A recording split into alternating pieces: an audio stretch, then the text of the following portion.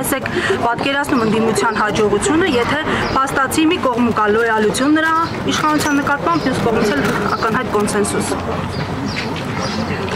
Այսինքն ինքը որ գնաց Ռուսաստան ինչ եղավ։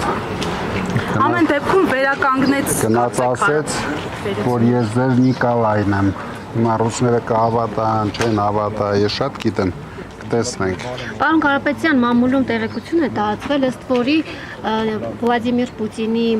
հայտարարությունը ընդդիմադիր ուժերի հետ կապված, երբ Նիկոլ Փաշինյանի հետ հանդիպեց, բավականին վատ է անդրադարձել ձեր ռեյտինգի վրա, մինչև ընտրությունը ավելի բարձր է եղել ձեր վարկանիշը, դրանից հետո այդ հանդիպումից հետո բավականին ընկել է։ Դուք կիսում եք այդ տեսակետը, դուք ինքներդ այդպիսի վերլուծություն արել եք։ Մեր ռեյտինգը սկզբից մինչև վերջ շատ բարձր էր, մինչև մեր ձայները չգողացան։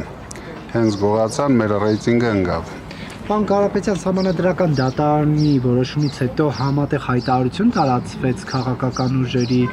մասնակցությամբ, կարող ենք ասել, որ դրանք այն ընդդիմադիր ուժերն են, որոնք ձեր առաջարկի շուրջ համախմբվել են, թե ոչ ԱԺԲ-ն էր,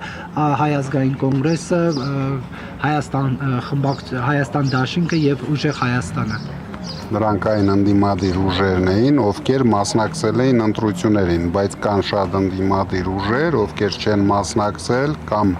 տարբեր ձևաչափով են մասնակցել, իրենք էլ կանեն իրենց հայտարարությունները։ Պարոն Կարապետյան, ձեր կարծիքով ձեզ ընտրած քաղաքացիների սրտով է, որ մանդատները վերցնում եք։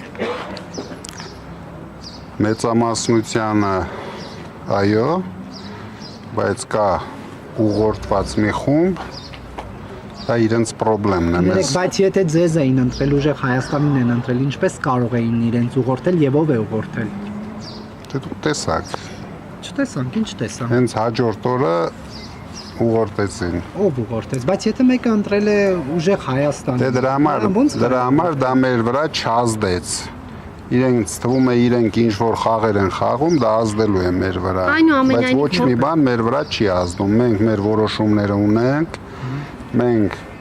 մեր պայքարը շարունակելու ենք ու մեր հաղթանակին հասնելու ենք։ Եվ կներեք, չափման միավորը որն է, որ ասում եք ձեր աջակիցների մի մասը կողմ էր, մի մասը դեմ էր մանդատները վերցնելուն, ինչպես եք դա չափել։ Տարբեր հանդիպումներով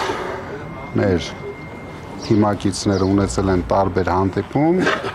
սկզբից մեծամասնությունը,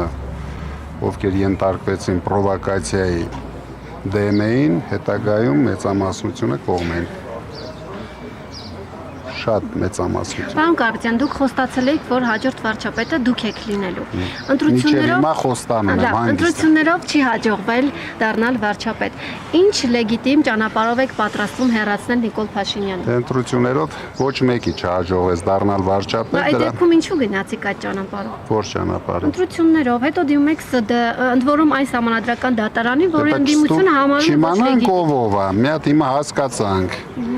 Կենտրոնական ընտրական հանձնաժողովը ովքեր են այնտեղ։ Բայց քաղաքացիները 7 տարի այդ շրջապտույտի մեջ են։ Հասկացանք, Վարդևանյանը գազ տվեց, բայց փչացած մեկենա դուրս եկավ։ Փորձենք, ամեն ինչ փորձելու ենք։ Փորձենք, պարոն Կարապետյան, հաջորդը կմտածենք, հաջորդ քայլը կհայտարարենք։